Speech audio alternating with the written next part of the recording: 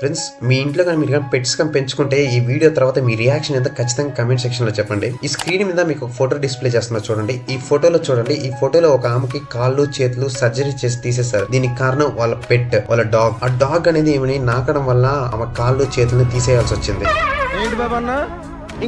ఆ డాగ్ అనేది ఏమని నాకడం వల్ల ఆమె కాళ్ళు చేతులను తీసేయాల్సి వచ్చింది.